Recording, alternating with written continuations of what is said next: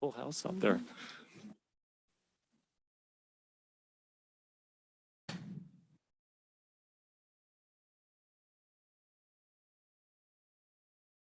Rolling or, okay.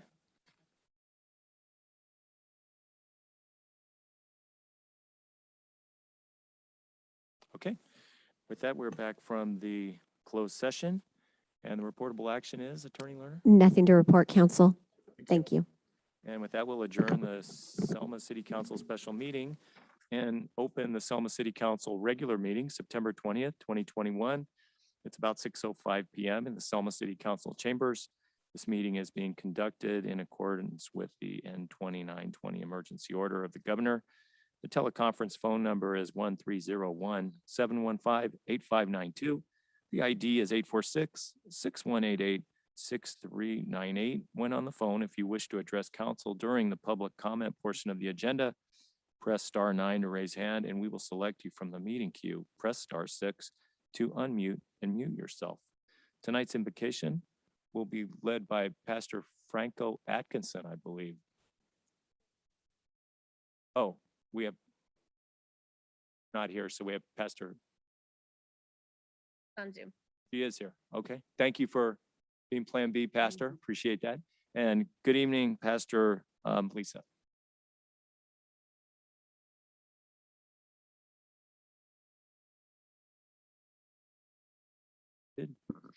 We can't hear you. Praise God. Can you hear me? Dan. Okay, yes. Father, our Lord, our God, we give you the glory, the praise, and the honor. We thank you, God, for this day. We thank you, Lord, it's a day that you have made, and we thank you for ordering the steps of the leader, the city council today. Father, as there's plans and preparation for the city of Selma, we thank you, Father, for the wisdom that you impart into them. We thank you for knowledge and understanding. We thank you for strategic insight and planning. Father, we thank you for the blood of Jesus covering every aspect of the city of Selma, God, for we know that you delight in doing good. And Father, we just thank you that your hand is upon the city of Selma as we declare victory and expansion and increase, God. We thank you for the unity tonight as they come together. We give you glory, praise, and honor for all that you are doing. And in the name of Jesus, our Lord and Savior, we pray, amen. Amen. Amen.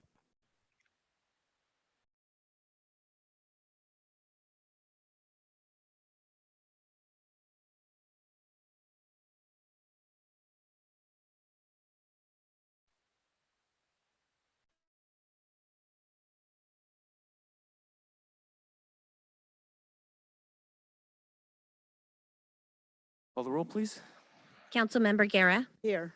Councilmember Mendoza Navarro, Here. Councilmember Trujillo, Mayor Pro Tem Cho, Here. Mayor Robertson. Here, potential conflicts of interest. Any council member has a potential conflict of interest may now identify the item and recuse themselves from discussing and voting on the matter. Oral communications. At this time, any member of the public may address the city council on any issue within their jurisdiction. No action or discussion will be taken on any item not on the agenda. Issues raised will be referred to the city manager for review. Members of the public shall limit their remarks to 3 minutes or less.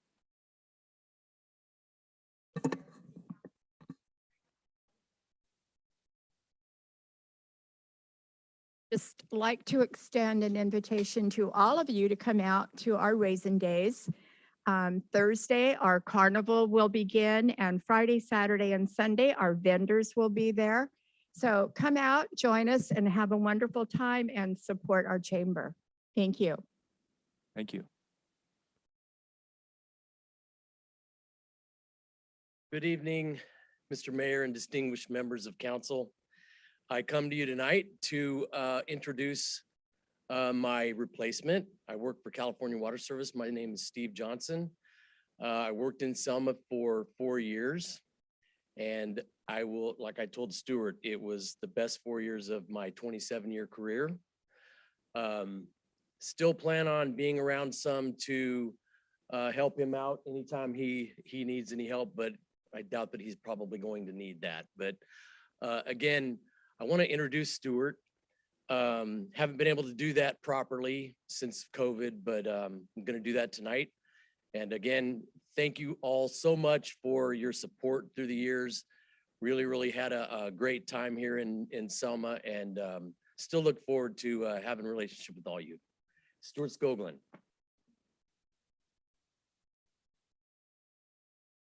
Thank you, Mr. Johnson. Good evening, city council members. Just wanted to come up and say hello and to let you all know that I've been pretty happy with being here in Selma. I've been here about a year and a half.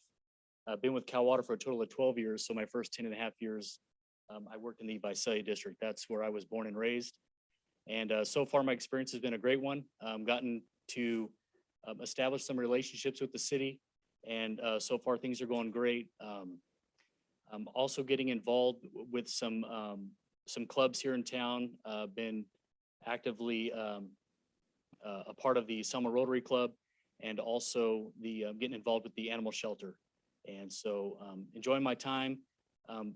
One important aspect of my job is not only overseeing all operations at Cal Water here in Selma, but customer service is a really important thing. So I welcome, anybody here in the city of Selma, if they have questions or issues and want to call me, speak to me directly, I'll do everything I can to help them. So thank you. And I'd just like to say you have some big shoes to fill, Stuart. Steve Johnson has been just an amazing district manager. He didn't mention that he got a promotion. He got promoted to the general manager of the whole area, the whole Visalia and Selma. So congratulations on that. Cal Water's in really good hands, and wish both of you luck. And I'd like to give them a hand, say thank you, especially. Thank you.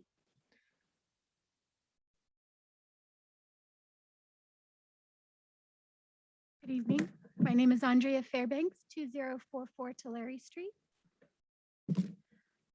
And in late July, I had applied for a home occupancy permit for my doula practice. In case you don't know what a doula is, it's a non-medical caregiver and companion. And I'm a full spectrum, which includes labor and delivery, postpartum, and then end of life doula services.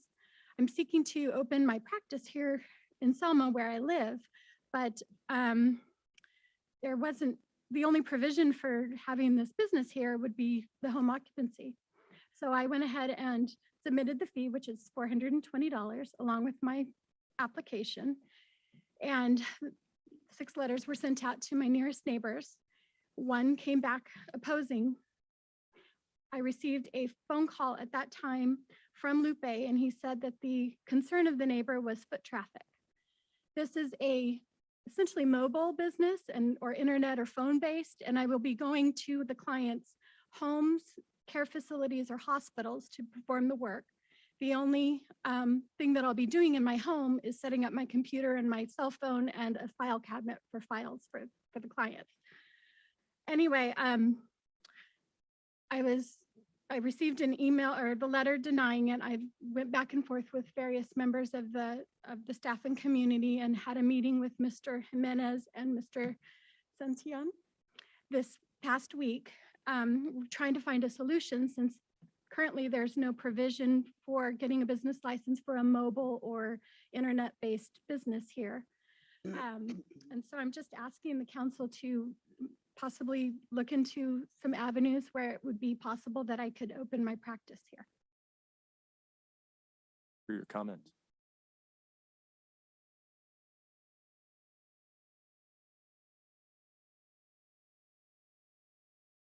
Teresa Salas, 1701 Danube Avenue. I'd just like to publicly acknowledge and thank our Public Works Director, Shane Farrell. 2 weeks ago, I was coming down McCall at the corner of McCall and Floral, and I noticed one of the signals was completely twisted. So my side had a red and a green light at the same time. I sent Shane a text. It was on Friday afternoon. Whenever he got back in town, he went and he fixed it. He let me know he fixed it. It was after hours. And so, yeah, sure enough, the next time I drove by, it was all fixed and everything. So I just want to thank him for going out of his way, going on his own time and taking care of that for us. Great to hear.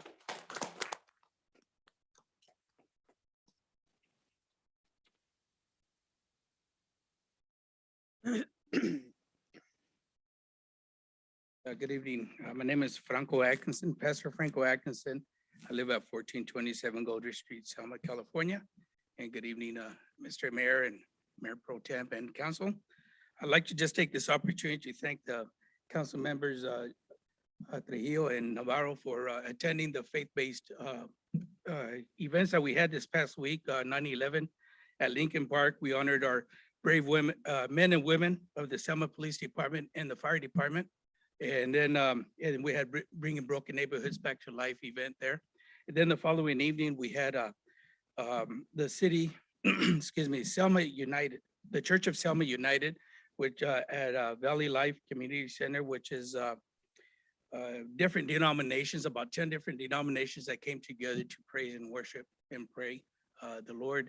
And they were there, and we just took note of it, and we just want to thank you for doing that. And I think I got another 2 minutes, so I have one more thing.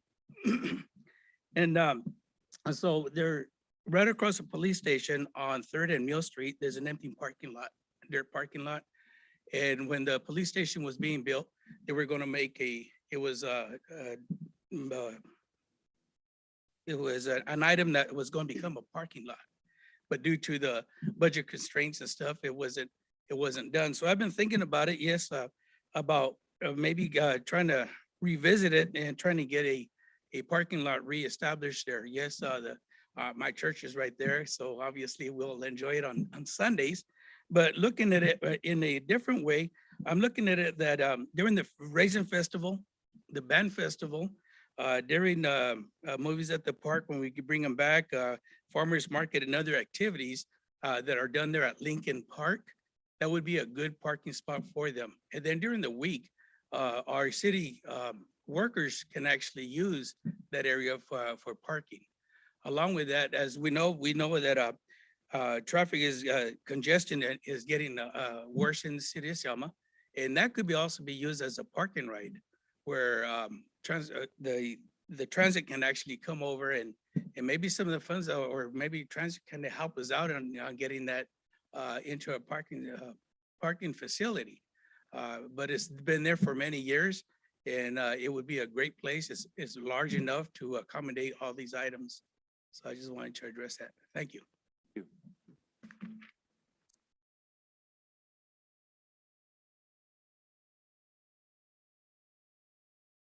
Online.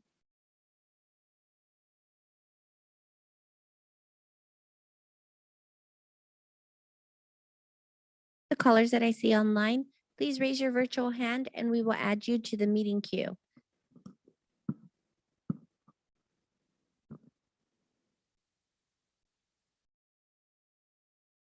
Mayor Robertson, I see no hands raised at this time. That will move on to our special presentations. And our first presentation is an appreciation of the Creek Fire. We're honored to have Sheriff Margaret Mims with us tonight. Welcome, Sheriff. Thank you. Good evening. And I would like to invite Commander Garza to come up and join me, so he can appropriately absorb all of the congratulations I'm going to give tonight. And just to thank you as a city as well. Just over a year ago, we had the devastating Creek Fire in rural Fresno County in our wildlands and in the communities of Shaver and many communities affected by the largest single fire in California's history.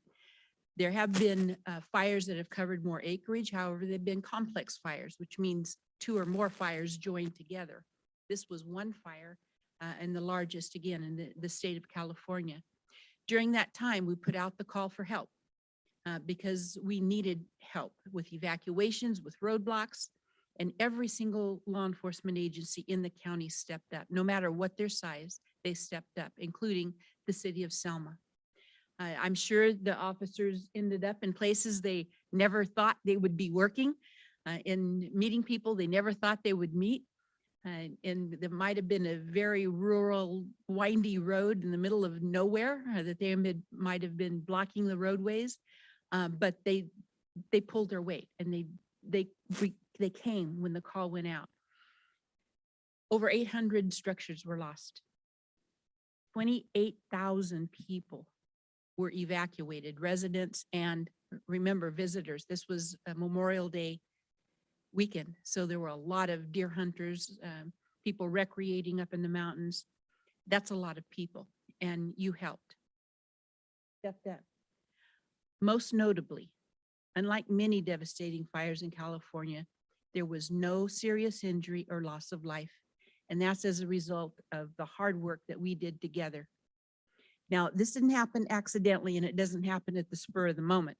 It happens because we've built relationships, and we have that relationship with the law enforcement agencies in Fresno County that I'm so proud of, that when the call goes out, everybody says yes, and they come and help. And vice versa, we would do it for you as well, Commander. So with that, we have developed a plaque that has a challenge coin on it that shows this is Sheriff's Office logo, the communities that were impacted by the fire, and it commemorates that no lives were lost in this devastating fire that spread so very quickly. And I will mention, since I'm here, the efforts of the fire agencies. CAL FIRE helped so much. They were the ones that gave us the time really be able to evacuate people without that loss of life.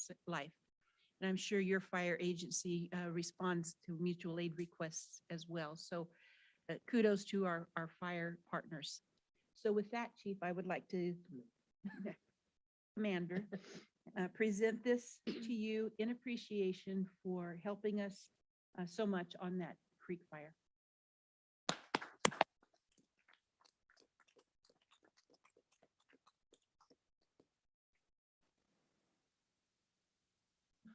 Well, Sheriff, on behalf of the men and women of the Selma Police Department, and I'm sure from the City Council and members of the community, we appreciate this award. And you're right, we just like we step up to the plate, your agency has always stepped up to the plate for us in need. There's no questions asked, and we appreciate it. And this is just going to make our teams a lot stronger, and the law enforcement community a lot stronger as well.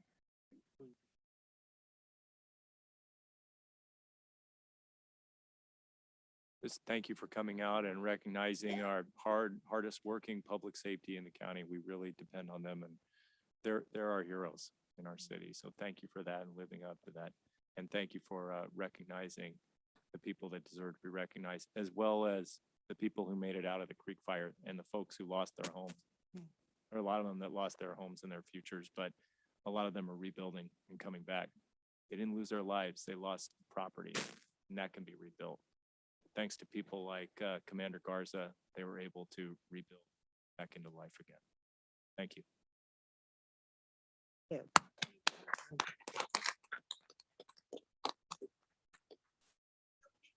Absolutely. You want to come up here? Yes.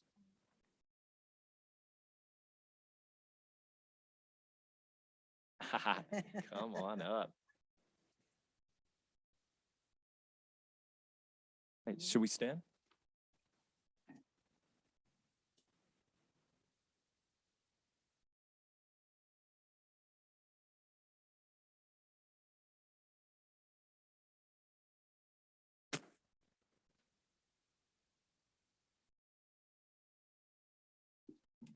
Our second special presentation tonight is a description of the first annual walk with Charles Jensen.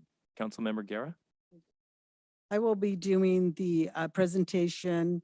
The individual, Connie Wilson, that's in charge of it, could not make it. She had an emergency, so she asked me to just give the presentation on her behalf.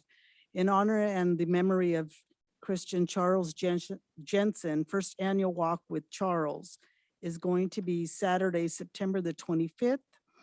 And registration will start at 8:30 for those who want to register there. It would be at the Valley Life Church.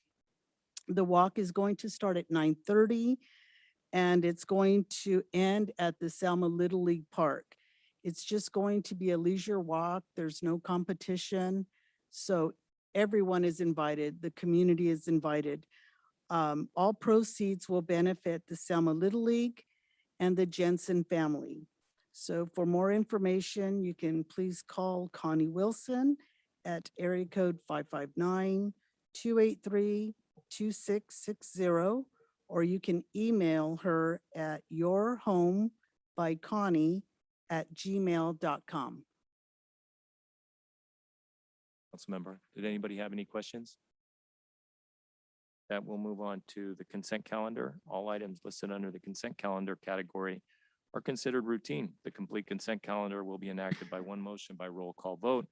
For purposes of discussion, any council member may have an item taken off of the consent calendar and placed back on the regular agenda. Council will then vote on the remainder of the consent calendar. Do any council members have anything they would like to take off the consent calendar tonight? Mayor, if I could first, we have one correction to item 1D. It makes reference to a resolution. There is no resolution attached. It's strictly authorizing the interim city manager to approve the contract. So just wanted to point that out. Thank you for that. I would like to take off items B and F. Is there a motion to approve items? Let me take off A, I mean 1A. I Okay. just have a quick question. Is there a motion to approve items C, D, and E? I'll make a motion. Is there a second? Second. Call the roll, please. Councilmember Guerra, Yes. Councilmember Mendoza Navarro, Yes. Councilmember Trujillo, Yes. Mayor Pro Tem Cho, Yes. Mayor Robertson. Yes. Okay, item A. Okay, just a quick question on the approval amendment and lease with the Selma Business Park and the LLC for Central Valley Training Center facility. Fernando, I just want to question in regards to this. I know that we attended one of the graduations, and I know there's another graduation coming up, but what I want to know is what is the city doing to work with the schools to be much more proactive with our Selma High School, even the continuation schools, Selma Heartland? Because I know for that first graduation, there was not one Selma resident that even was in the graduation group or even applied. So I know when we talked about this, that we were going to try to get the word out more for the residents of Selma to know that we have this training here. So I just wanted to know, do you have any partnering with the schools, or how are you getting this information out to students? Because I know one of the staff that I spoke to at the high school said they never received any information. Yeah, that's a good point and a good question. I'm not completely familiar with the outreach that the EDC is doing so far. I just took over this project, but I can follow up with them to find out and certainly set up a more robust outreach effort for the Selma community specifically. I know there have been over 800 applicants for this training program since it started, but I don't have the numbers as to how many of them specifically came from Selma. So I can find that information and work with the EDC to develop a program specifically for Selma with the high schools and the continuation school. Thank you. Anybody else have any questions on this topic? Okay, with that, we'll move on to the topic I took off. Fernando. Exercise tonight. Yeah, up and right. down. Get my steps in. So this is on the list of projects for the block grant program, the STBGs. So the question I had is, there are a couple different pots of money. Are any of these funds available for the Rockwell Park?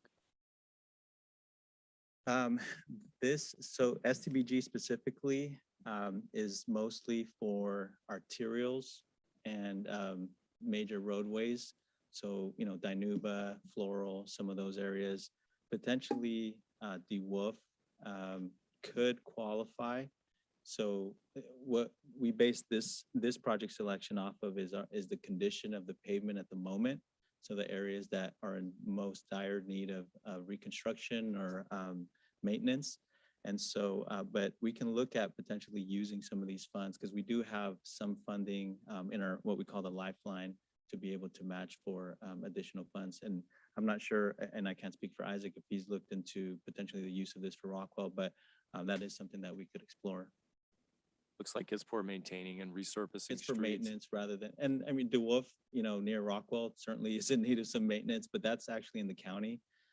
So until that's annexed, I'm not sure if that would be appropriate. How about those little clusters of roads? I think Dinuba is a really good start, Mhm. really laudable project. But what about, you know, Fancher and Con, Some of those roads are in just such Yeah. terrible, they're not main arterials, you know, Right, they're, exactly. So we can only use it for major, minor arterials and collectors. Yeah. what does it take to become a collector? How much traffic? That's a good question. So Caltrans classification, I don't know the traffic volume that they use to be able to classify them, but they have a map on their website that shows sort of which ones are in Selma and which ones are not. So So if you guys could just keep that on your radar, absolutely. you know, it's just that some of those roads are in terrible shape back there and those folks need good roads to drive on. And we do have, street funds and other pots of money that we can potentially use for the local roads that are not necessarily the major roads. So I can get with Isaac and see kind of what's available in our funds right now for those specific. Thank you. Thank you. A real quick comment. As you say, you said something that actually I wasn't going to participate in this conversation, but Isaac, I think we spoke, and I think Fernando, we spoke in regards to the last meeting we had, and we were talking about funding for the park. So I was hoping that maybe you guys can get together and get us that report so we know how much money and where we're getting those accounts from and what the amounts and where they're coming from. Comment, I was just speaking to Shane, that the roads that you're referring to are actually county. They're not city limits. They're actually outside.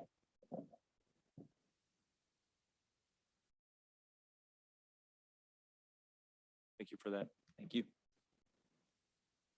I get calls on those all the time in our city, unfortunately. And I know it's partial county and partial city, so it's really hard to come up with a breaking point on that. In terms of the check register, I had a question about item 77978. That's page 61. Legal fees for Lozano Smith LLP. I know we had talked with the assistant city manager at a previous meeting about the itemization of the bills. Now that Lozano and Smith is taking over the employment practices as well, are we getting a breakout on the bills of the various types of legal advice that the city is receiving? Yeah, so Lozano Smith breaks their invoicing down in subject matters. So we get a summary in the subject matter and also the detail that supports that. So I would assume that now that they're taking over the labor portion, they would make that a subject matter as well. I know and that break just happened that in the out. last meeting, so there Yeah, wouldn't be enough so- time now, but just in the future, it'd probably be positive to track that. Yeah, so Isaac is correct. We do have matter numbers and we have a number of matter numbers that's, and it comes to you collectively in one big mailing at about the 15th of every month. So matter numbers like general, matter numbers like development, labor and employment, fire, police, so that we can divide up the work. So it just doesn't all fall under general. Itemize it by what you're giving advice on and what you're actually. Correct. Our doing. bills are very detailed. Now, if there were a PRA request for them, they would be redacted in totality, which is the amounts to protect the attorney-client privilege. But they are detailed for purposes of city staff. I know Isaac checks them. I go over them in depth every single month. Got it. Have to ask because they're big amounts. Correct. Yeah, and it's wise. Thank you. Thank you. And then the next item is 77979 McCain, Opticom and controller for streetlights, 562728. So this would be for those controllers that control the stoplights. Is that correct? And would this be related to the Floral and Whitson? Okay. That was the traffic cabinet and all the controllers, the innards that was taken out at Floral and Wright Street, probably a little over a year ago, car accident.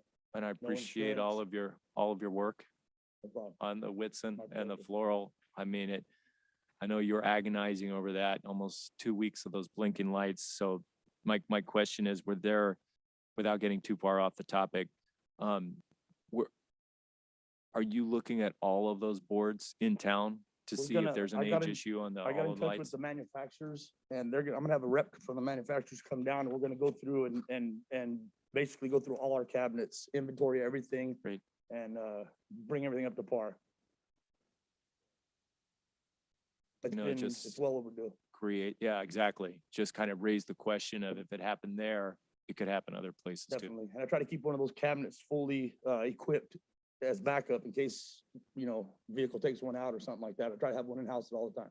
Right. So, Thanks very much for that. you're welcome. Appreciate it. Do you have any other check items they'd like to tick off?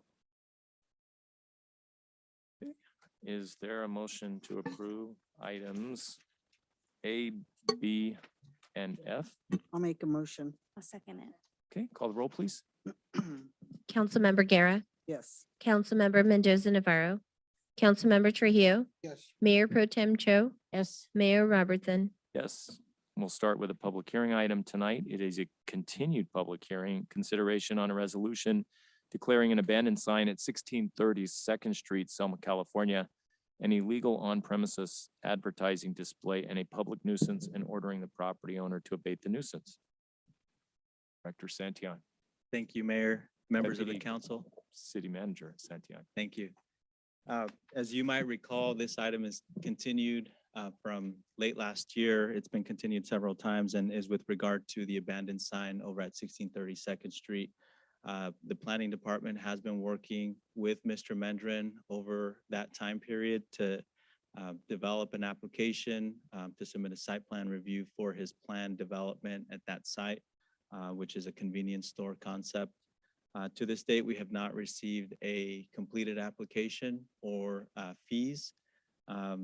Since the last public hearing was continued, we did reach out to Mr. Mendrin the following day to inquire about the status of the application, and we haven't been able to receive one from him. So at this time, staff is requesting direction from council as to whether to proceed with the public nuisance declaration and the abatement, or to continue the item further.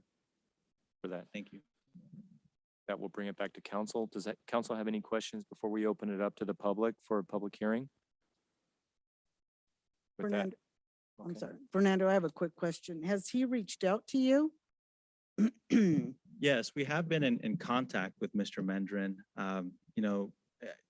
There's been, multiple clarifications and information given to him, to Mr. Mendrin, about the requirements for the application and what he needs to do to have a complete application.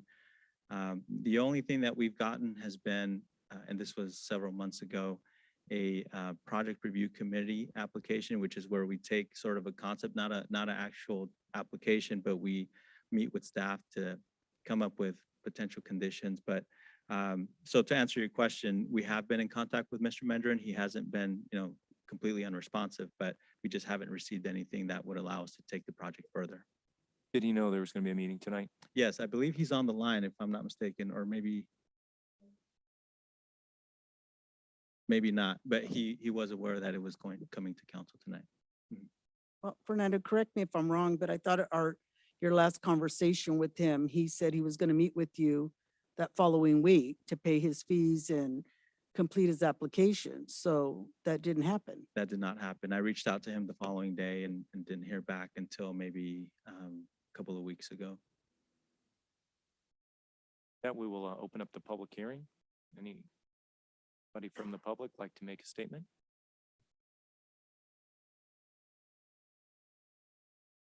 Teresa Salas, 1701 Danube Avenue. I have been to all these council meetings, and it's been almost a whole year that he has been present on the phone or in person and asking for continuations and telling you what all his plans are, but he has never even paid a penny out of his pocket toward any type of application. He hasn't followed through with Mr. Santillan, and I think that as me, myself, I'm done. I think I would say that's enough. We've given a whole year of putting this off. The sign is still there and the lot, there's nothing changed on the lot whatsoever.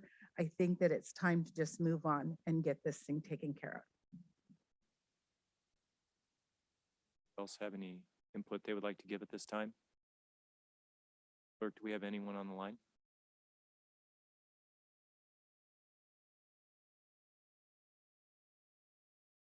The callers that we have on the line, please use the raise your hand feature on the Zoom application and we will add you to the meeting queue.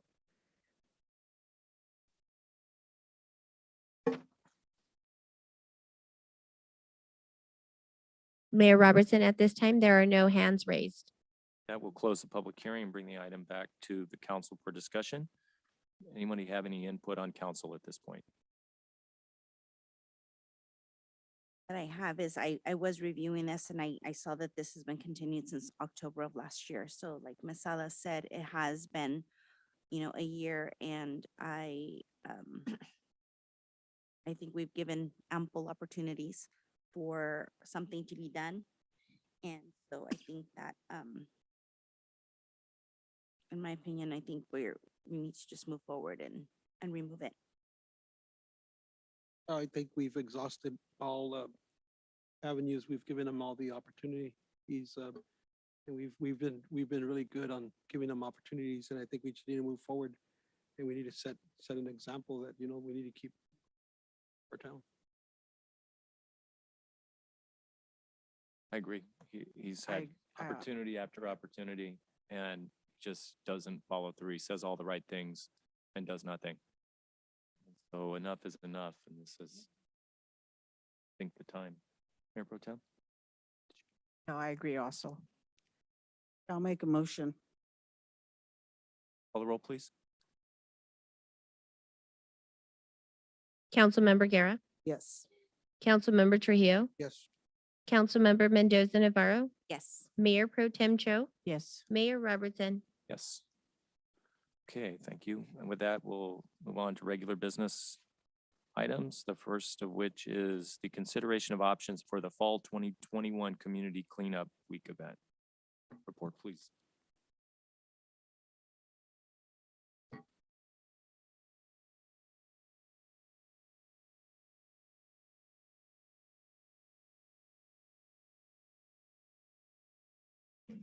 Yes, thank you, Mayor, members of the council. This item was placed on the agenda, as you might recall, back in February of this year. The city council had a discussion about potential options for the waste management cleanup event. And the council decided to move forward with the spring cleanup at Waste Management's facility near Fowler, and to continue the discussion about the possibility of having one event here in Selma. Since then, we have been working with Waste Management to identify potential sites to host a local event. We have been unable to reach any agreement with Waste Management, so we decided to invite Waste Management here to discuss with the council, how to move forward and what potential further options could be explored.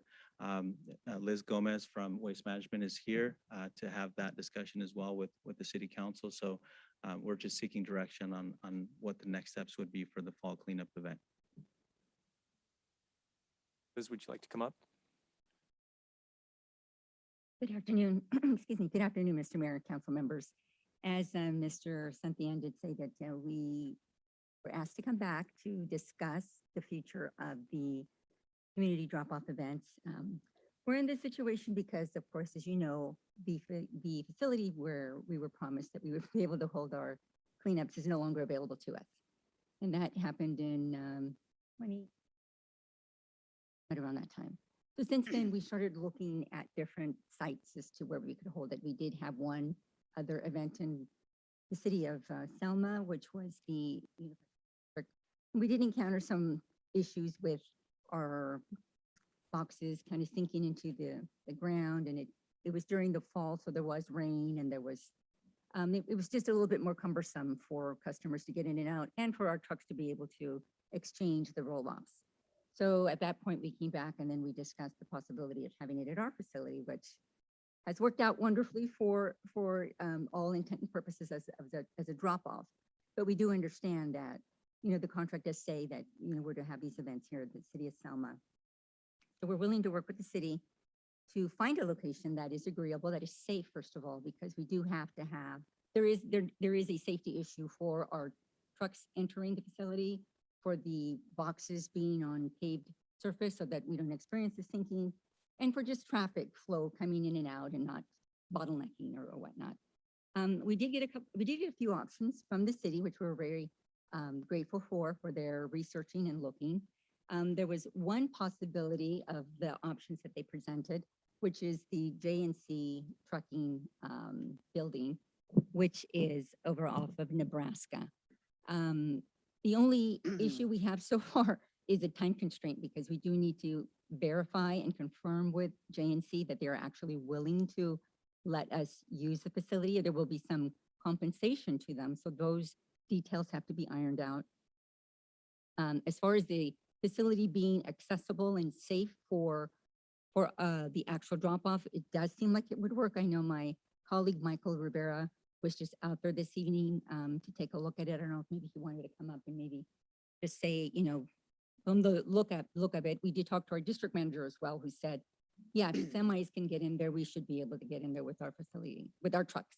The only issue is the time to be able to confirm it with JNC, because I know the city had called them and left an email, a voicemail.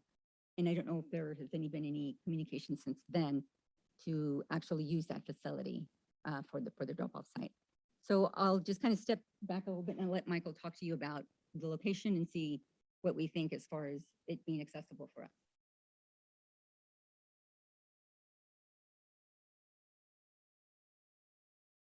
We did hear back from JNC. They were reluctant to make the site available, unfortunately. Another site that we proposed was the freeway lanes parking lot. I'm not sure if that would be large enough, but that was another option. So, all right. Thank you. Good evening, Mayor, Council. Michael Rivera with Waste Management. City Clerk, is it possible to pull up a Google Maps of the JNC property? If not, I can talk through. Okay. Okay. Not a problem. I'll just kind of address both properties, which Fernando had mentioned, both being JNC Trucking as well as Freeway Lanes just up the road. JNC is accessible. It is a viable option, as mentioned. This was before we heard of the reluctance on the behalf of the property owner. The only downside to that property is specifically with respect to the amount of trucks that they carry on their lot at any given moment. I was tardy this evening for the intent that I wanted to see what traffic looks like on that lot, and they roughly have about 50 to 60% of all of their spots leased out to drivers. So if that were an undertaking that we were able to pursue, we would have to coordinate with JNC as well as some of those individual truck owners to relocate their trucks for the ease of access that we need to assure that the job is done safely for everybody involved. So that is my primary concern with that location. Now, as we address the location of freeway lanes, there are some logistics issues that concern me, but also should concern some of the residents involved as well. Freeway lanes has one effective point of entry to their lot. It's an ample size lot, do not get me wrong. But for the flow of traffic that we anticipate and that has actually been known to occur on Thursdays and Fridays and Saturdays, which are the biggest days, there becomes a logistical challenge of getting, our trucks into the lot while also being able to receive customers to drop off their waste. There's going to be a bottleneck at some points if that is the case. And what that means is you can literally have complete stops in operation for 20 to 25 minutes at a time while these trailers are being picked up, rehitched onto the trucks, loaded, backed out. That's literally pushing everybody back and then moving out and then saying, okay, free to move in again. So there are some logistics challenges. With respect also, the site, I feel like we would be infringing upon the property owner, or rather the business owner's ability to operate their site in the evenings, because assumingly they're going to want to use their parking lot on Saturday evening. And with the sheer number of roll-offs that we're talking about that need to be placed for Saturday service specifically, there's a realistic chance that we will have to come back on Monday to move some of those roll-offs again. Just because by the time that we cut off operations to the outside public, there's still about another 3 hours of work that we have to do to tidy up the space, lock up any boxes, and take any material that we can within a reasonable amount of time in that working day. So there is a likelihood that they will be out a few parking spots if indeed that is the space that is desired. I believe that Freeway Lanes had mentioned a form of compensation that's for use of their lot. I mean, in the event that we brokered with Selma Unified School District, that was an easy turnkey solution for us. I was able to give them a month of free service for the entire district. And that kind of that made the case for them. I don't know what compensation looks like to the owners of freeway lanes. You know, if it comes down to just offering services, that's fine. But again, the consideration has to be made that we're going to be using their lot for literally 6 days a week, Monday through Saturday. And while I don't anticipate that they have that much volume in terms of business on any other given weeknight, it is a reality that this lot is going to be effectively closed to everybody who wants to bowl, but may not, you know, without some major concessions being made. So that's kind of a very brief history on where we've been, what we looked at as potential for the horizon. And I think we're willing to entertain any questions at this time if there are any directly related to either site or capacity therein.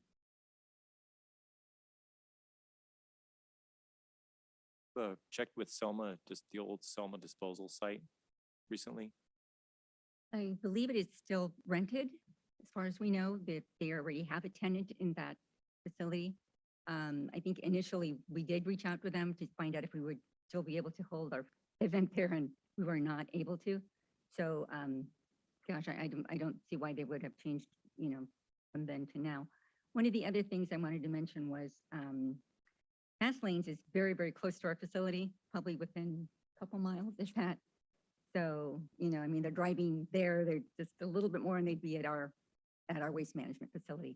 But as you can see, there are a lot of factors that we have to take into account when we look at where it can be held, you know, all the logistics that go with planning, setting it up.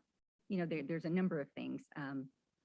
But again, you know, we have every intention of looking as much as possible to find a suitable location. And if there isn't one, then of course, you know, we always have plan B, and that is our facility. I know, and it's approaching, it's coming up in October, typically the last, I think it's the third week in October that we have that entire week set aside.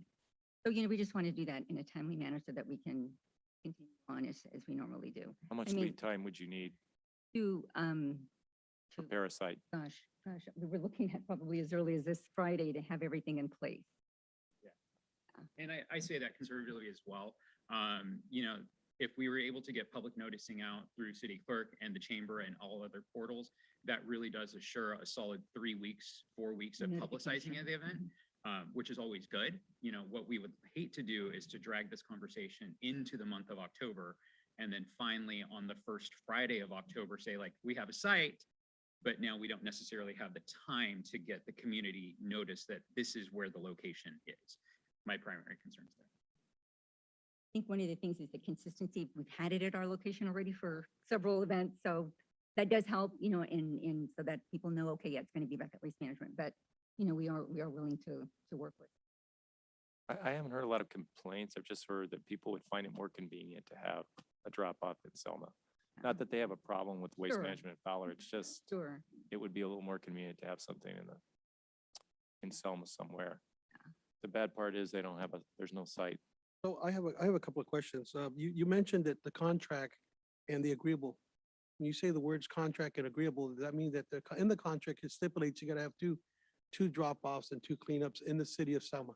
That is correct. And it has Yes, to be and it was- agreed by your group to make sure. Agreed? Is that what it says? That's what So it says, because we were able to have it at the Selma yard when we purchased the company. The stipulation was they would let us use the yard. So, Mr. Mayor, I remember about a year ago, 2 years ago, we were sitting here and we were all talking, and we were saying it was so important that every person in the community wanted the drop off here in the community. They weren't saying it, they wanted to have it in Fowler. They do want a drop off here in our community. If the contract stipulates that we should be servicing them here, we should do it. I question the fact of using the word agreeable because I understand your rates have every year been going up. So there's some kind of compensation going. Also So what in the re- contract in allows. return, we should get a service for our community. We- We're here representing our community and representing our individuals. So we start talking that it's okay in Fowler, it's not okay. We're in Selma. And we're not here to dispute that it's, you know, not in the agreement, everything that we, you know, we want to actually complete our commitment. You know, it's not that we're saying, oh, it's in there, but, you know, let's have it over here. No, it has changed. I So- mean, when we so, purchased, Mr. Mayor- when Mr. we Mayor, purchased the the- company, could I finish? When we purchased the company and it was, we we're going to continue the event at the Fowler, excuse me, at the Selma disposal, at the Selma transfer yard or whatever it was. And then that wasn't available to us anymore. So then we had to find something else. And that was the only reason why we did. If that had continued to be available to the company, you can rest assured we would continue to have those there. That's the only reason why it changed. So the question I have to the council is that the fact that the contract stipulates we have two services in the community. One. Number two, if the contract stipulates that we have to have an agreeable location, if we were talking about this in February, we knew, and we also mentioned it in February, we did issue a concern that we were concerned of our residents wanting to have it here. So the question I have for our staff and for the waste management is, in February, wouldn't we have been talking about a location back then also? If we knew, and we go back and talk as city council, we're concerned about servicing our residents, wouldn't our staff have been talking to waste management in regards to a facility, a drop-off location prior to right now and being told that we need to expedite X, Y, and Z to make sure, we satisfy this? I have a big concern in regards to the outflow of what the charges have been going every year. I think I've stipulated that with you guys. I've always talked to you guys about that. So when you start telling me that you're not going to service our community and our town, I have a problem with that. So I hope we can resolve it. I'd like to clarify that we have not said we would not service you. I mean, that has not been an issue. We have not said we're not going to abide by what the contract states, is that the two events would be held in Selma. The only reason we are here is because that is not available to us. So we've looked at other options. And that's where we stand today. We Yeah, so a continue to year look ago, for- we went, oh, pardon me, Liz, were you done? we continue to look every year and, we're always have our eyes open. Hey, maybe that'll work, A year ago, what we discussed, I think, was the four options, right? We discussed picking up at curbside, right? We talked about that. We talked about vouchers. And then we talked about keeping it in Fowler. And then we talked about having the in-city. I think we agreed because cost, the last two, right? Having a place in Selma or doing it in Fowler again, if we couldn't find a place. Getting a voucher. That was going to be a little extra. So that was a disposal. little longer term. So I think at this point, I think we narrowed it down to either finding a place in Selma and doing it or doing it in Fowler again. And I have to say, when it first started in Fowler, I was not for it. I was not, because it was too far away and it was, just something that people had to drive a little farther for, but it's been executed pretty well. That's the thing. People, they get to take more, they get their hours extended. The people are friendly there and they show them where to go, and We help very few unload. exceptions. Yeah. And you help them unload. That has been a success, which we couldn't really do if we had the drop-off point in Selma. However, I think we also talked about, one in Fowler and one in Selma, where you don't get quite as much service at the Selma location, but you get a little bit more convenience because it's a trade-off. And if I may just interject, Mr. Trujillo, Mr. Robertson, over the course of whether it's the last 8 months or even the last 2 years, we have to be cognizant of the fact that development is not something that's readily happening all the time in Selma. And that's really what this type of event, this type of infrastructure is required to have, is some form of development. We need safety precautions in line. We need no overhead lines for the fear, the danger of taking down a power pole or lines around. We need ingress and egress, ease of access for not just our trucks, but for your residents, for the safety concerns. And unfortunately, just the number of developed pads within the city at this time just doesn't warrant the support for that event to be as turnkey as we would like it. And it's not a matter of not trying, it's just that infrastructure, that development hasn't been here. And I acknowledge what you're stating. I'm just stating that if we would have had this information prior, and we started this in February, and we were adamant when we talked to you guys in February. We all discussed it. We talked about it. Correct. So coming back, on September and saying that, hey, you got X amount of days, and if you want to try it, you could do this. It just seems that either our staff dropped the ball or and I will say this, contracts are contracts, and if it stipulates that we be servicing our community here in town, we need to service them. Now, Mr. Mayor, I'm good for the Fowler, but if we have residents that want it here, well, then we got to at least give it that shot. But I want to make sure that our staff is working with you guys and making sure we do the appropriate decision prior, the logistics. That's what you're actually saying, the logistics. The logistics. Does it correct. fit? Does it fit? I guess the question is, whose job is it to identify the location? Is it their job or is it staff's Well, job? see, that is also something that is unsaid, unwritten in the contract because. Because it maybe- doesn't well, it's not seem being like worked. that's. So maybe- we're working together. Well, maybe going back and reviewing our contract and going through it and stipulating the actual pointers as to how things are supposed to be working would actually clarify things. And it all goes back to how contracts are written up. I would never entertain a word, contract and agreeable, because agreeable gives you the hand, but you're actually charging us a fee. There's a residual that you're earning. So I believe as the city of Selma representing the community, if you're going to get a residual, you should honor our citizens and do a service here in our community. And that's our commitment. That is our commitment. Liz, I have a quick question for you. I think the last time you mentioned, can you give us the stats in regards to the citizens? Didn't you mention that there was more participation? You're at- correct. I don't have those stats in the top Okay. of my head and I should have brought them, but working from home and Yeah. those types of things. And not to mention the pandemic. I think we even have not even we've overlooked at that, and having to look at protocols, safety protocols and where we can and have certain types of events. But anyway, getting back to your question, yes, we do have stats and we can show that it has increased participation and tonnages. Okay. So maybe this time, this coming October, due to the time frame, we may have to keep it in Fowler. And then definitely look at, we can't wait, next year when it comes April and start talking about it in March. We know from this day forward, we have to look at maybe a different location, maybe United Market, the shopping center. I don't know if that can work there, maybe not.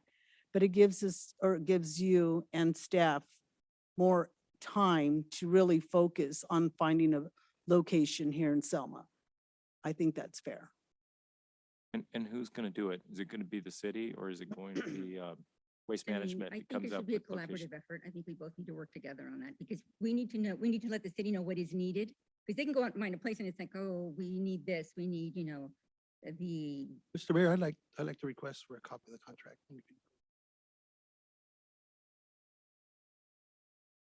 If it directs traffic on that part.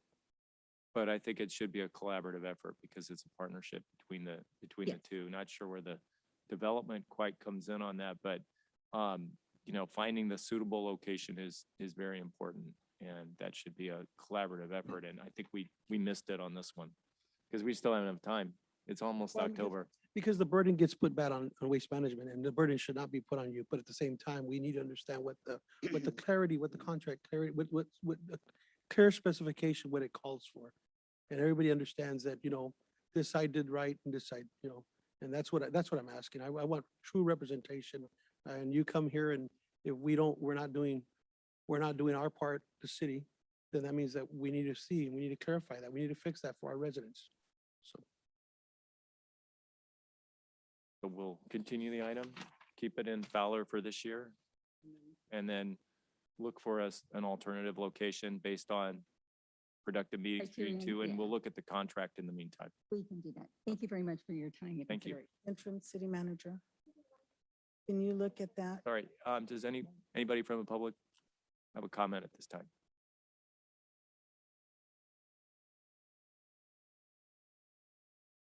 You said everybody was happy with it on Fowler. I was not. You said that somebody would help us unload. There was not anybody there each time that I went. There was nobody there directing traffic to say, go this way, go that way. I went in the front gate and they said, oh, go to that last door over there. I don't know what they were talking about. I'm looking around, trying to find someone to tell me where to go. There was nobody there. When I finally found the right place, there was no one there to help me unload.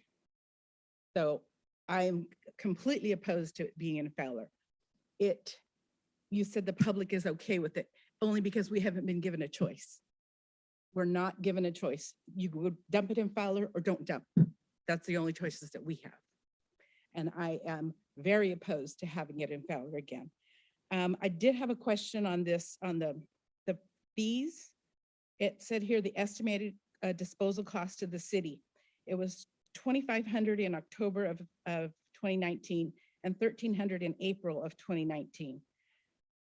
And well, 2,500 was for 44 tons in October of 2019. And having it at their waste management yard for 10 tons more, it said $10,000. It was that much more for 10 tons more. That's a big difference, that we're paying more money and taking it to their yard too. That doesn't make any sense to me. That would be finance. Is it more money? So the last bill that we received from Waste Management is actually being corrected at the moment. So I don't have a new value for that invoice yet. And that was for the last disposal. So I can't speak to what we paid for the last one because we This haven't got the one corrected says bill yet. August of 2020. This is August of 20. So this wasn't the last one. This was last year. So August of 2020, it says 54 tons was approximately $10,000. Above that, it says October of 2019, 44 tons, and that was only $2,500. Did their fees go up that much in a year that it went from 2,500 to 10,000?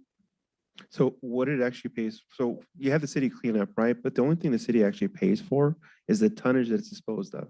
So it's just that cost factor. But that's what I'm saying. The tonnage here, and that it was cheaper when they picked it up here in Selma. So- That $10,000 is what we're paying, He's and it saying was there was done at less the volume. yard. So I think there his was, argument is there was less volume. in the some- volume is what triggers that dollar amount. So the number of tonnage. Okay, correct. 44 tons was $2,500. 54 tons was $10,000. It's only 10 tons more, but we're paying $10,000, and that was at their yard, that they didn't have to have roll-off bins or anything. That's a big difference for only 10 tons. Yeah. Okay. You're good. You're good. So- Okay, so So it's costing us more by having it do it at their yard.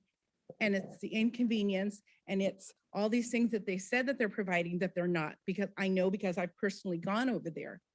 And I'm not happy with it being a Fowler. get that. And if, What are the rates though? What's the rate differential between picking up, and I hope you guys are listening to over there.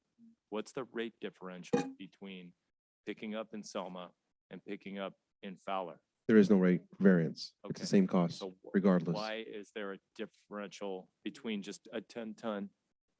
But that's a pretty big That's a disparity in big, yeah, price I mean, for that's 10 what's in tons. your, So what we can do is we can pull those prior bills and do an assessment of what that cost factor was. You know, am I free to talk? Is this open? Is this- Agenda item. Yeah, it's an agenda item without knowing what you're actually going to say. Okay, So the- as long as it So sticks to the que- agenda one- item. One of the biggest concerns that you bring up, and as a resident and as a elected official, would be that the fact that when we have a drop off, and the drop off means that we have more volume, more people participating, that's one. But the other one is the fact that being in Fowler, anybody can get a bill from the Selma and go and say that I live in Selma and here's the bill. That would be the question I have.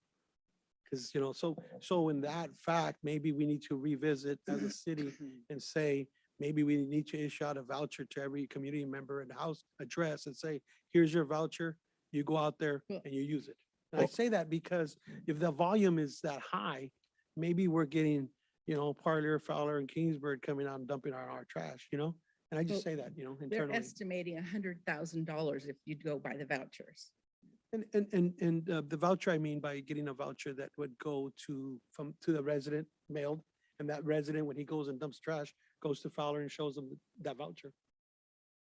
So I will say that, speaking to your point, obviously my family was here, so we did use that disposal at that site too. They verified my father's ID, his driver's license, to make sure he had a Selma residence. Yeah, well, I had to show my driver's license. Same You here. didn't- We use and it too. At other times, you could show a utility bill as long as it was in your name and it had your Selma address. That's fine, but I think that there's time to find a place now. There's time, there's still time. I don't want you to give up and just say, okay, let's just go ahead and have it in Fowler. They have time to find a location in Selma. Right, and what I was saying was, I was right there with you before I tested it out and before I heard back from the public that a lot of people have not had a huge problem, maybe other than you and maybe a few others, with the Fowler location. But by and large, people are okay with the Fowler location in terms of the people I've spoken with, okay, and the people who've communicated to me. But the preference would be to have something in Selma. It's just closer. It's just common sense, right? So if we could find something, if the city would have come to us tonight and said J&T's all on board, I don't think there would have been a lot of opposition to putting it there. But they're saying no at this Well, point. But if there's another location, absolutely. Well, and Councilmember Guerra said, that was the first thing that popped into my mind too, United Market. That's a huge parking lot and it's empty most of the time. So, and that gentleman that owns that is very involved in the community. Yes. There's always doing lots of things. So I think that, I mean, if you gave him free trash pickup, I bet you he'd be happy. He has lights, he has music, speakers over I there. mean, He's it's just, developing he there. has it all decorated so nice. And I really think that if you approached him, that could be a really good possibility. We can certainly do that. All right. Sounds good. Okay. All right. I do, if nobody else.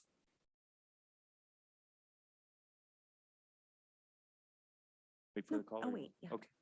Let the caller weigh in. I do see we have a hand raised. Mrs. Jagadillo?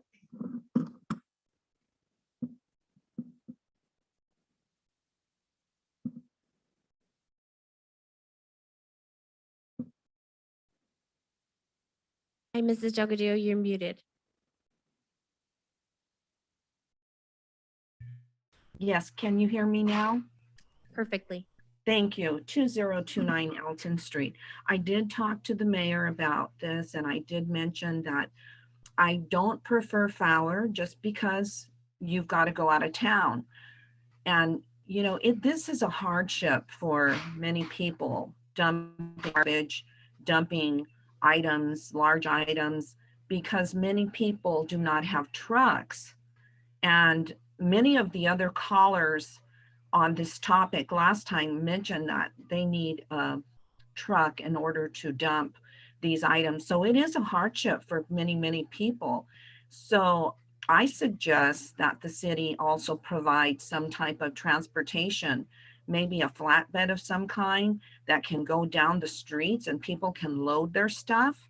I don't know. I mean, there has to be a way to get all of the washing machines and the mattresses and the old dryers and beds out of the alleys and into the dump where they belong. And right now, as you drive through our city, through the rural streets, you'll see a lot of furniture being dumped out there. And these poor farmers, my aunt and uncle get stuck dumping all these people who dump their unwanted furniture out there in the country.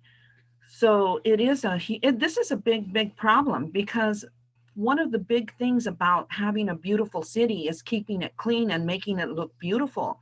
And this is beautification of our city. So it needs to be taken very, very seriously. And I like the fact that Councilwoman Sarah Guerra mentioned the parking lot there, because I think that that would be a feasible spot. And I don't know, I mean, why don't we really look at this and provide 2 spots? If that spot's not going to work, try 2 spots and have one on the Barrio area and have one on the other side of town, because again, you know, getting these items to these dumping spots, that to me seems to be a huge obstacle for many, many people. Thank you kindly. Thank you. If anyone else on the line who would like to make a comment?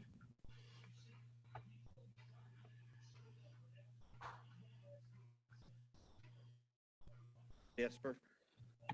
I don't like the United Market area because I do a lot of shopping there, get my groceries, my burger time. I don't want to deal with a bunch of trash and everything when I'm getting my hamburgers for my family and getting my groceries and stuff. I mean, Save Mart, how about the old Save Mart parking lot?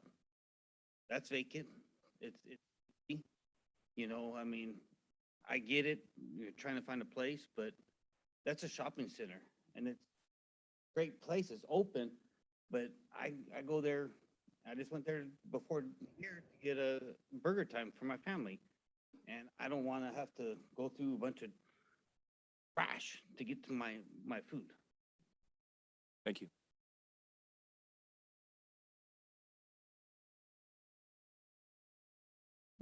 Rose Robertson, you know, this just goes back to why it's so important for the city council, the Selma School Board, the Selma Healthcare District, and the Selma Cemetery to get together and have the meetings where everybody knows what they're doing.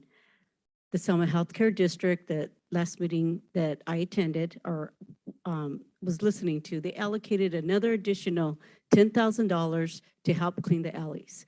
So I know I still get texts on Selma residents that text us about their alleys, and I just pass it down to, you know, the new healthcare district board members, or where they could get help and know exactly what they're doing. And here we go back to where citizens are not aware of what some of these boards do.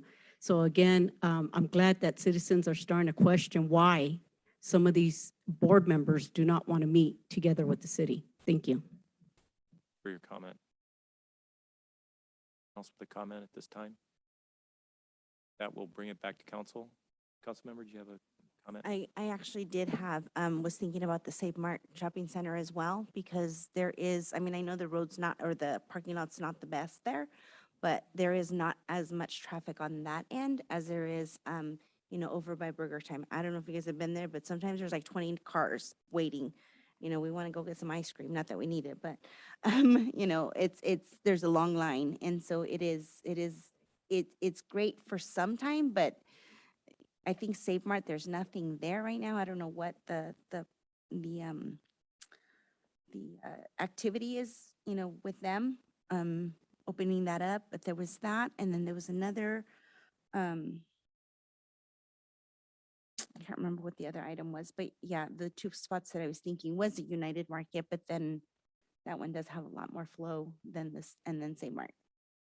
No, that's a good point. Save Mart, Tracy, our economic development analyst, went around town to look for potential sites. She looked at the Save Mart site, and I can't recall the reason she gave. There was quite a bit of activity at that lot because there is another store going in there, and so they're starting to get more traffic, you know, with contractors and things like that. Gym, it gets Yeah, so the packed. gym. You know, we've had some homeless issues on the backside of Save Mart as well, with people dumping back there. So another site that we had proposed was the industrial park. There's some cul-de-sacs there that are paved and very low traffic areas.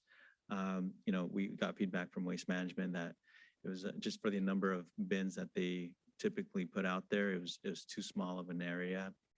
So maybe, you know, Mrs. Delgadillo brings up a good point, multiple locations. I don't know, logistically, I mean, that's something we just have to discuss. You know, but there are a couple cul-de-sacs out there that provide some good, you know, traffic flow. But yeah, I mean, we can keep looking and, you know, contacting property owners and see and come up with a good Someone had solution. brought up Pioneer Village, the gate there, because it's round enough for a truck to go in and get around Sure. continuous arc, but there are lots of programs going on at Pioneer Village and testing for COVID right now too. Very active. Making that. The dirt park, what about the dirt parking lot? Yeah, just because it's dirt, you know, Yeah. it would create quite a it mess. sinks So in. it sinks in. The other one, and I don't know if this is something that's a good partnership or not, but the temple, the Sikh temple. And that's, I mean, I know that they do a lot of things for the community, and I don't know if that's something that maybe you can reach out to them and see if that's, you know, available, because that's, The Muslim temple too. It's 2 acres. It's like 2 parcels over there. Maybe that would they'd be another and it's option. blacktopped, isn't it? I think so. Okay. Yeah, we For can reach other- out to those Then there might faith-based organizations. be some fees, you know, that they might say negotiate or something. So should we just continue this till the next meeting and just see if we come up with another location and just keep it alive? So I think we have a workshop on the 27th. Is that something that we can bring back for then? Item, or what's I'm the just saying, workshop? so we Suppose don't, could, it's a joint Oh, city that's council and right. planning Planning commission. Yeah, never Yes. mind. Might be a little, Yeah, too never much. mind. Sorry, I was trying. next meeting, should we take a look at it? Okay. Everybody good with continuing it? Okay, with that one, thank you for the really good discussion and thank you for all the commitment to getting this done and finding a solution. The next item is consideration of designation of voting delegate for the league conference and direction of city's position on the league resolutions for fair and equitable distribution of the Bradley Burns 1% local sales tax and to provide adequate regulatory authority and funding to assist cities with cleanup activities on rail operator properties.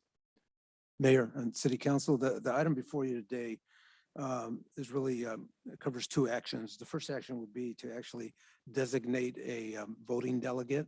And the reason for that is nobody from the city of Selma will be attending the annual conference. So it would be appropriate for the council to designate a voting delegate because there are two resolutions before the General Assembly that we would probably want to weigh in on. I think the council is going to want to support. And so the action really is to identify a voting delegate. I know Mary Lerner will be attending the conference, and she could serve as a voting delegate if you designate her so.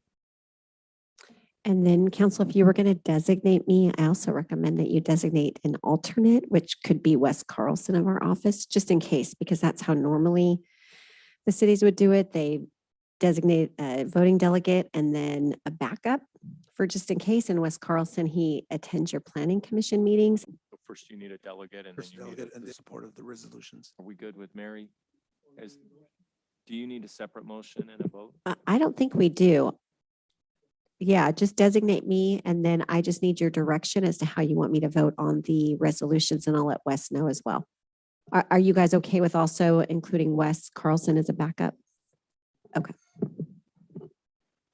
And the resolutions. The two resolutions. One of the resolution deals with the Bradley Burns Act 1%, which is the online purchases. And you probably read the backup material. The resolution would call for more equitable distribution of that tax. So the staff would highly recommend that we support that resolution. Versus the other one deals with the blight in the railroad sort of right-of-way arena, and we've had problems with encampments and things of that nature. So we would also, staff would also recommend that we support that resolution as well. Date at this point? Well, I personally support both of those items, and reading through all the letters, every other city, or, the cities also support it. So I think it's a great idea and I'm in favor of it, to be honest. I feel the same way. We have another homeless encampment that's just popped up again on the old 99 near Kingsborough. It's just so hard to get the railroad to go down and get moving on that. Not because they don't want to. It looks like they're just very few inspectors for thousands of miles of tracks, but they make plenty of money to be able to pay for that. So it doesn't look like it's a lack of resources, and hopefully this will push them. This will incentivize them to move in the right direction, do the right thing. And the Bradley Burns, the internet, we need the sales tax. That's not equitable for the big cities with the big distribution centers to get the lion's share of that sales tax. It's not right. Based on the current situation, it looks like cities will start to see a reduction in those taxation flows because of the way the currently structured. So Yeah, I remember the assistant city manager saying we had, because of our sales tax position in Selma, the way the city gets that sales tax now is based on the proportion that Selma has compared to the other cities in Fresno County, which is relatively high. But the way it's going, you're saying that most of it will go towards the cities like Visalia and right, because Fresno. the transaction will be treated as an in-state transaction. So it shifts it from the use tax to sales tax. And so the use tax is brought together as one fund. And that's where we could potentially see some shortage if we don't support this resolution that actually would push legislation to fix that. Anybody from the public on the league resolutions this year? City Clerk, do we have anybody on the line who would like to weigh in on this? Hi, Mrs. Delgadillo, I do see your hand is raised.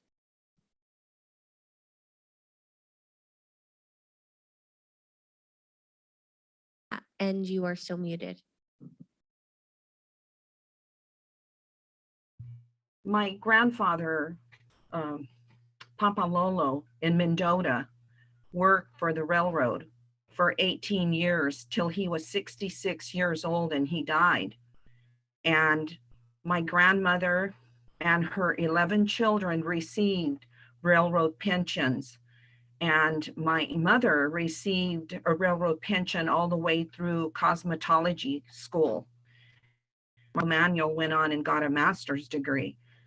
But many of the family members received a lot of money from the railroad. And the railroad is loaded. They have plenty of money. And I think that anything that we can do to collaborate with the railroad, we ought to do. And I personally, if I see anybody homeless near the railroad, I call them. The same thing with Caltrans now, because the chief of police is no longer here to do that job.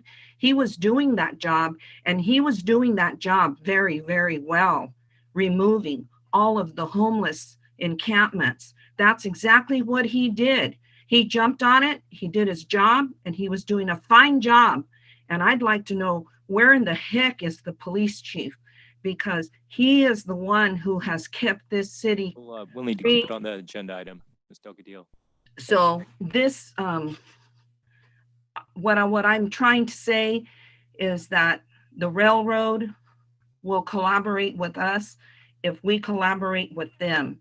And I believe that it is very important to have good communication and good relationships with the railroad. Thank you kindly. Thank you for your comments. Else have any comments? With that, we'll bring it back to council. Would anyone like to make a motion on appointing the delegate and also taking a position on the resolution of yes on both items? I'll make a motion. Is there a second? I'll second. Call the roll, please. Yes. Mayor Pro Tem Cho, Yes. Councilmember Mendoza Navarro, Yes. Councilmember Trujillo, Yes.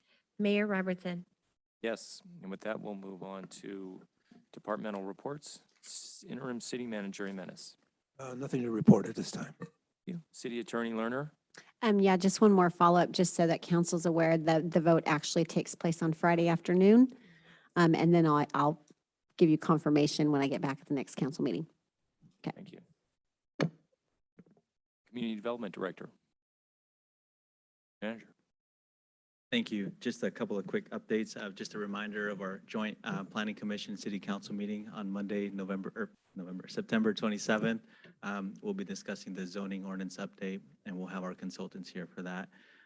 We also have, I think all the council members received an invitation for the Central Valley Training Center graduation on Friday, the 24th at 10 a.m. That should be a good event. And then just the mayor mentioned it, but I wanted to say thank you to Shane for his work on fixing the traffic signal at Floral and Woodson. I know he was getting texts from us daily, and we were putting a little bit of pressure on him, but he got it done. And so thanks a lot, Shane. Appreciate that. Definitely. Thank I'd you. like to add that Shane was also out this weekend fixing a stoplight that was taken down, I guess, on the corner of what Jesper and Danubia. And he came out this weekend and installed the new sign. Thanks for that effort. Appreciate that. Okay, Assistant City Manager, Finance Director Moreno. Thank you, Mayor, Councilmember. Just an update. There was a council request to get some information regarding the rate increases for PG&E. I have reached out to the rep, and they're preparing that information that we can share with you. Will they be coming to a future meeting? We're going to start with the information, and then we'll be going from there. And you'll have it as an agenda item at a future meeting? Talk to us That's our about it. intention. Yeah. Okay, thank you. Public Works Director. Thank you, Mr. Mayor, members of council. I just want to clarify real quick. The traffic signal was a team effort all the way around. Sylvia, my assistant, she doesn't get the gratification or the attaboys, attagirls that I get sometimes. And I just want to be clear that it was a team effort. She got in touch with the manufacturers. She got in touch with the technician. She got in touch with me and said, here's who you're talking to. This is when you're talking to them. So I just want to be clear on that, so. Great, thanks for that. Thank you guys. Did that. Way to go. Great department. Okay, Fire Chief Peterson, is he on the line tonight?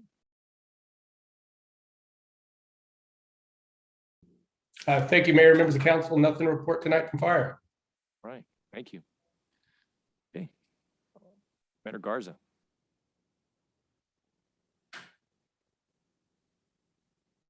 Good evening, Mr. Mayor, Selma City Council. I just like to advise the council and the city that we're doing a lot of outreach. We're participating in a lot of neighborhood watch meetings, and we're also participating in a lot of public events. We're trying to, like I mentioned a few meetings back, we're trying to promote our department and trying to promote customer service and community relations. So you are going to see a lot of police personnel at events, like at the Walmart event, the Bringing Back Broken Neighborhoods to Life event, and events like that, because we want the community to know that we're out there for them. We want to educate them on crime prevention and other things that we can help them with. So I just wanted to make sure you're aware of that, and I have nothing else to report. Thank you. Like I said, you're our superheroes, you first responders, but we hold you to a higher standard. So when which can be unrealistic sometimes. I know there's been an issue with staffing. Are we going to be getting a staffing report eventually? Some sort of update on how we're doing in terms of the staffing? Sure, but you can probably report that where we're at right now, we're pretty close to almost filling all of the positions at this point in time. Yeah, that is correct. We currently have some employees and backgrounds. So we're just waiting for them to get the backgrounds to return. And if you're, I'm not sure if you're aware, but to hire an employee, because we do an extensive background, it can take anywhere between 2 to 4 months. 3 months is expediting a background, but I assure you that we're at adequate staffing at this time. And I believe we're one officer short of being fully staffed. That helps us in the community, because when we go out, people ask, they're not seeing as many folks on the road, as many PD as they were. So if you could bring us something so I can show it to our citizens, that would be really helpful. Absolutely. Thank We'll you. put some Thank you for that. Thank you for your report. You're welcome. All right. Mike Kirschner. Mayor, members of City Council, just real quick, we're in constant contact with the 559 Mural Project. Communication is going very well. They've got the approval for the families. And right now, the purpose is we're probably gonna wait for January, February for them to come back. With the wintertime coming up, they don't want to do the mural because there's a 6 months from the time the City Council approves it to the time they have to finish. So the options are, is it come in October, request for the extension, or just wait till January, February, come before you, and then they would start the mural based on the weather. But very exciting. Also, the flu shots, just a reminder for everybody, October 5th from 4 p.m. to 7 p.m. at the Nick Medina Senior Center. It's actually on the billboard now too. Spread the word. And then our senior resource fair is October 22nd from 9 a.m. to 11 a.m. And at this year, probably see a few less vendors this year you have in the past. We're expecting about 20. Some of the organizations still aren't allowed to go out in the public due to COVID. So, but you can count on 200 to 300 seniors. Thank you for that. All right. With that, we'll move on to council reports. Councilmember Mendoza Navarro. Not much to report, other than I did get invited to the and attended the first meeting with the Selma United Church, which, like Pastor Franco said, we're about 10 different denominations. And so it was a really nice event. It was a good turnout. They prayed for our community and also for the upcoming elections. I have a meeting with David Valadale's office tomorrow morning. Brandon reached out to me, see if I was available. And then I know everybody's been giving kudos to Shane in Public Works, and I do want to thank you for getting out there and doing putting that sign up. And I just called interim city manager, because it was faster to, well, I didn't have your number. Sorry. So it was faster for me to get a hold of him. I was driving when I saw that and I don't know whether it was an accident or what it was, but thank you again for taking care of that. And that shows just good leadership. You're a good leader to mentor, have your staff that you have. And one of the and I just wanted to echo also Ms. Salas's comments about, she's able to contact you and get it done. In that area right there on Dinuba, and this is probably for you as well, Fernando, is I've had residents tell me about the lanes, that there's not a division. So we really want to look at those lanes because I think that's one of the causes of those accidents that happen at that intersection. Because it's coming from the county and you don't have the two lanes. You have one big lane, but then you have somebody turning and they don't know that they're turning if, they have their signal lights, but there's not a division. And it's the same thing on the other side by the mobile home park.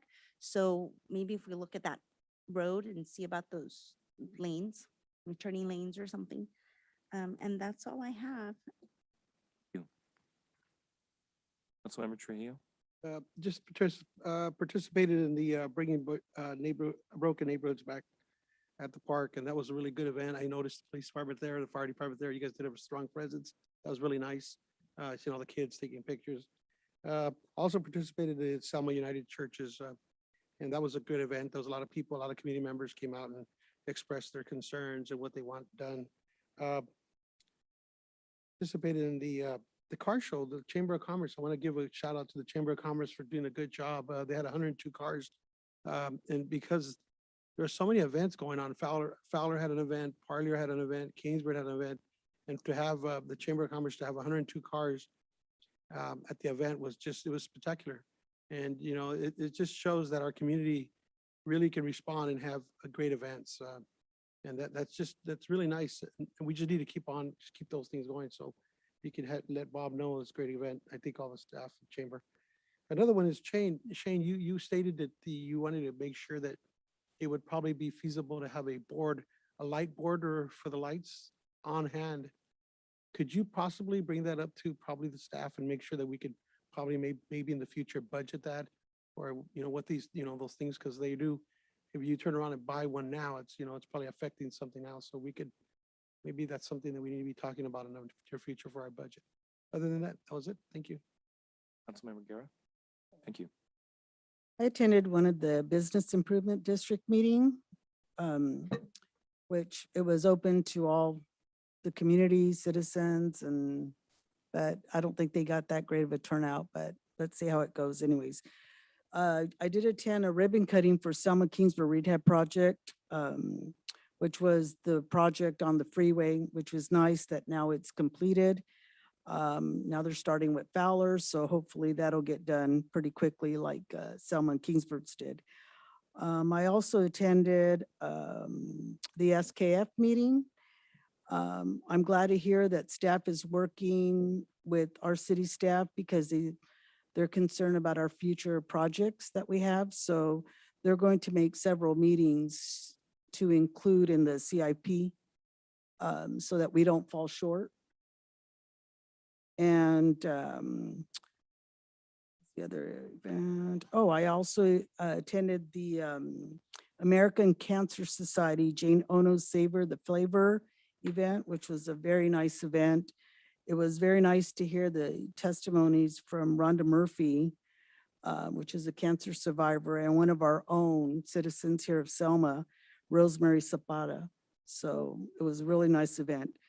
I just have a question that has come up and surfaced again, because we're talking about homeless people, but the Super 8 Fresno County's funding source is supposed to end on September the 30th. Have we heard or received an update in regards to that, Mr. Jimenez?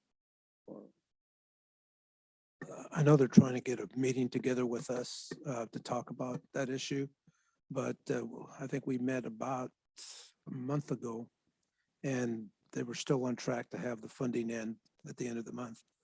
Have you heard any more, Isaac, from them? I haven't heard any more either. Okay, because I know we talked about the placement of the individuals that they have there. They were trying to eliminate that and place them in areas, I believe in Fresno or, other locations. So The last, if I may add, the last update that I received was that there are about 8 individuals still left in the motel.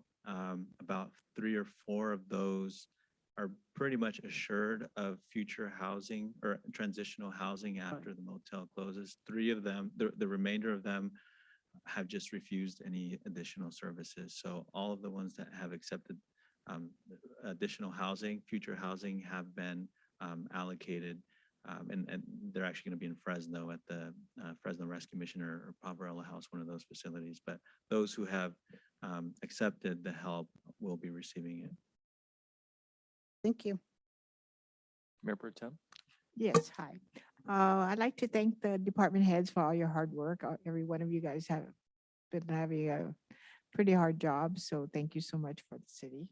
I did also attend the ribbon cutting for the Department of Transportation from Kingsborough to Selma, so that was a pretty good thing.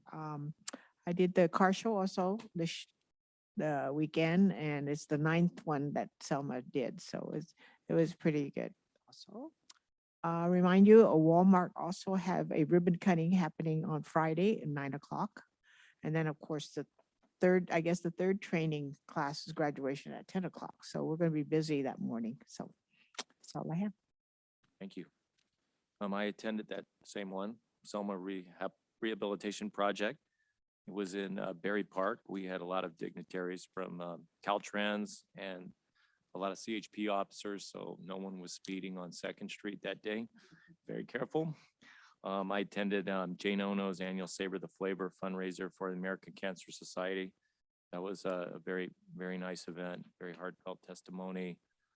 I attended the Business Improvement District open house on Thursday, and hopefully we'll see that come together, and we'll see what the city can do to bring it back and see how it goes from here, because up to now it's just been preamble, but it's definitely a laudable concept and something that could really help our city if it's done right. And we get the right people to move forward with it and make the downtown district a marketing force, to have a group that actually talks to the city and actually works as one for the city and negotiates with the city. Greater representation could really, really help this downtown area to grow and grow in different directions that we don't even see right now, but that we have kind of an inkling of. And everyone wants it, but it's just how do we do it, and who would know how to do it better than the downtown businesses themselves.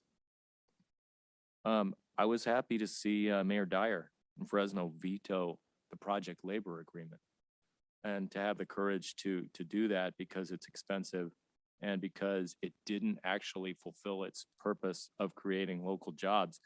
And the reason I respond to that, because I felt the same way about our police station when it was constructed. We had a PLA on it that I originally voted for because I thought it was going to create local jobs, and it did anything but. It created a few local jobs, but what it really did create was a lot of expense and a lot of hardship for our city.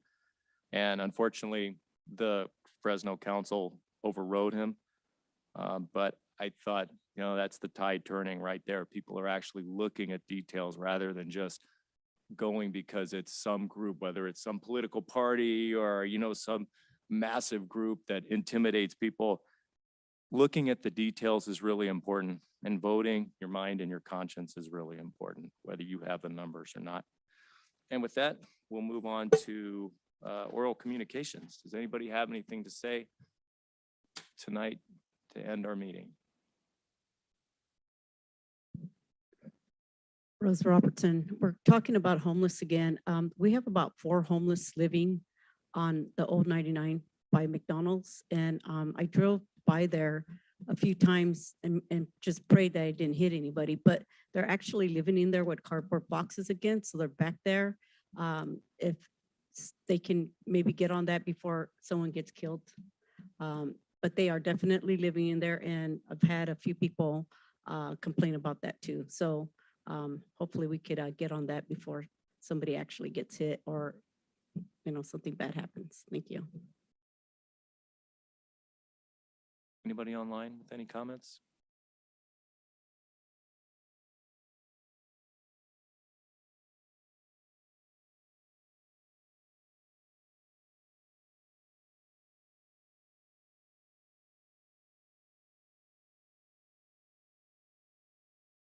To the callers that we have on the line, please raise your virtual hand and we will add you to the meeting queue. Excuse me. Mrs. Delgadillo?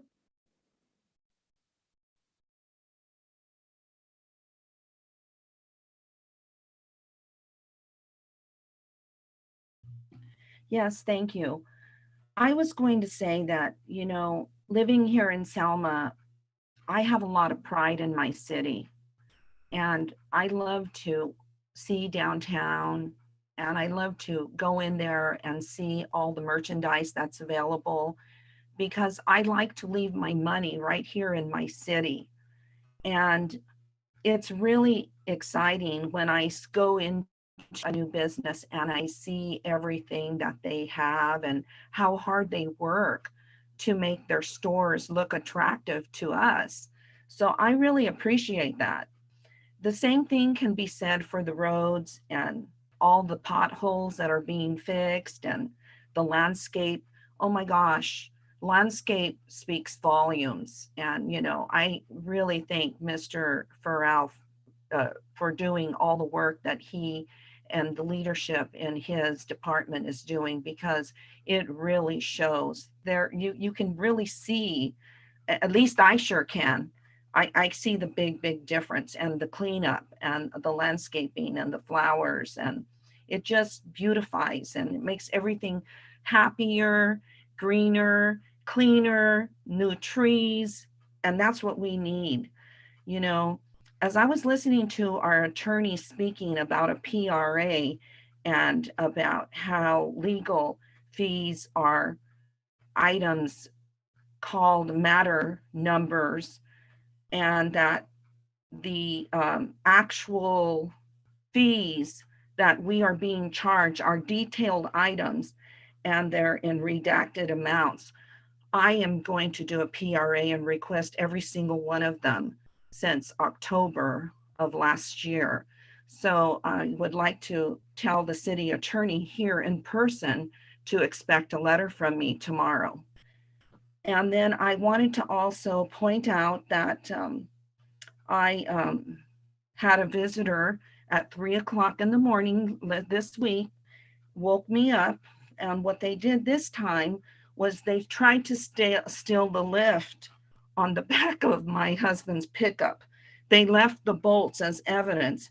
And our camera showed a truck driving by and a gray van driving by, but we could not get any license information. So whoever these thieves are, beware. Don't step a foot on my property. I'll have the PD there, and boy, I'll be using I don't know, whatever I can, knock you over the head with it. Thank you. Thank you for your comments. Does anybody else have any other comments? Is there a motion to adjourn? We're adjourned.